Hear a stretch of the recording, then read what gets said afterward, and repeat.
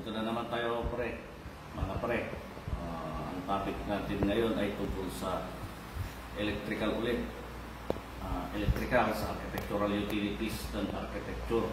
Ang architectural utilities hindi lang tungkol sa electrical.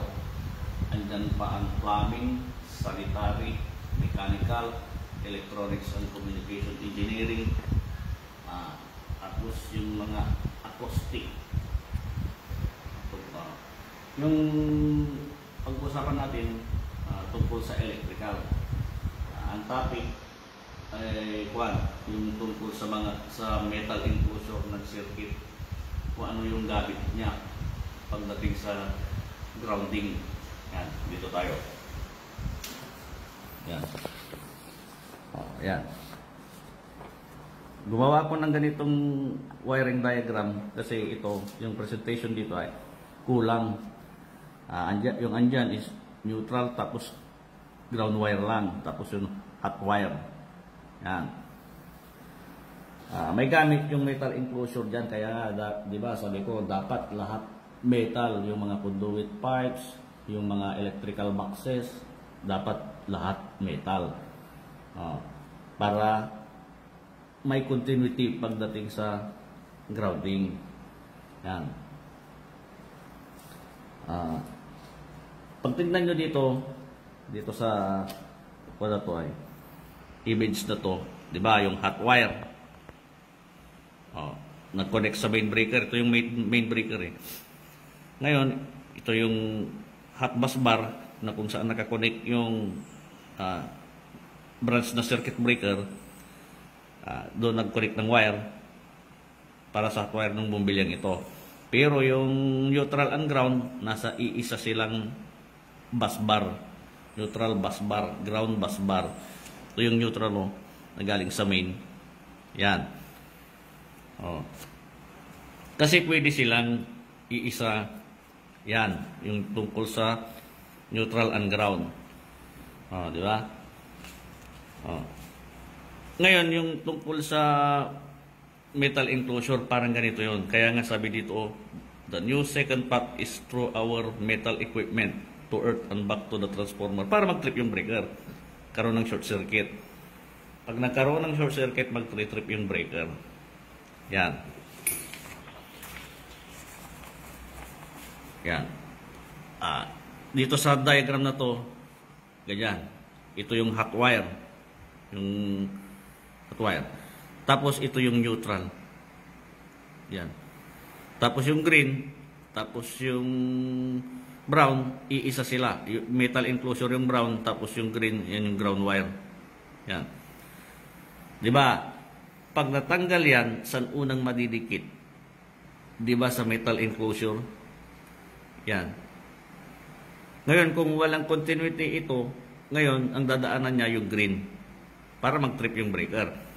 Ngayon, kung kunwari ang problema yung green, kunyari naglulus na yung mga splicing point dyan, ang dadaanan yung brown, yung metal enclosure para mag-trip yung breaker, short circuit, di ba? Alisin mo yan, walang resistor. Green tapos red, pag dikitin mo, mag-short circuit. Yung metal, nakakonect din dun sa kwan. Pag pinagdikit mo yan, short circuit. Itong blue din, ganun din. Pag walang resistor, pag pinagdikit mo, short circuit. Yan. Kaya dito, di ba? Yung dati kong in-explain kung bakit dapat yung mga tungkol sa continuity, di ba? Pag tinetester yan, yung una, pagpasok ng main, siyempre, pwedeng doon sa pipe. Kunyari, nakakuan yan sa wall, na nasa loob ng wall, dito ka. Yan.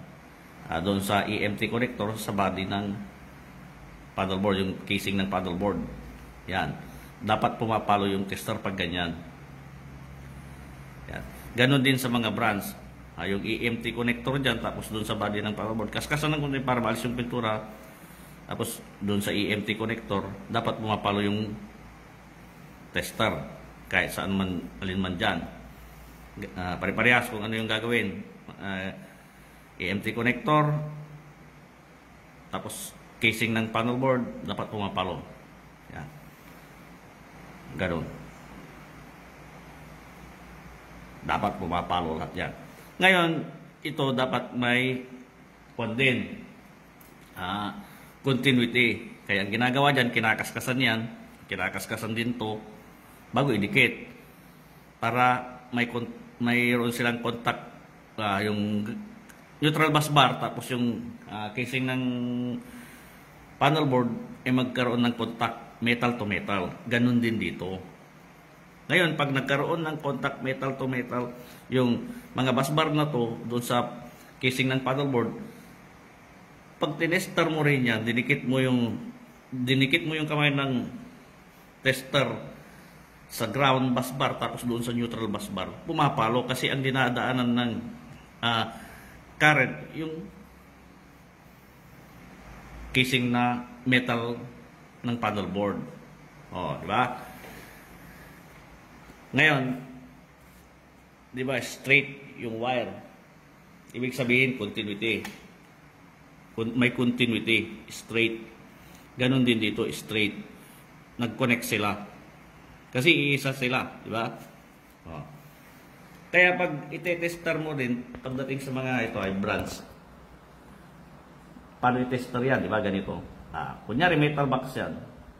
Pero may EMT connector dyan, ganyan. Ganon din dito. Yung EMT connector, dyan. Ganon din doon.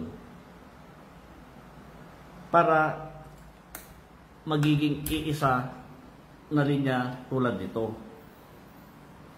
Buong-buo sila. Para daluyan ng kuryente. In case na, kunyari, may natanggal na hot wire, kunyari, natanggal tong hot wire, nalaylay dyan, trip yung breaker. Kasi, dadaan dito, puntang ground, balik sa, saan na ba yun? Parang ganito. Kaya, kunyari, tanggal yan, dadaanan yung body ng yung casing, babalik ka ron. Yun, mag-trip yung breaker kasi short circuit. Yan yung importante ng quad, yung bakit metal, lahat ng quad, enclosure protection ng wires, dapat lahat metal. Yan. Okay.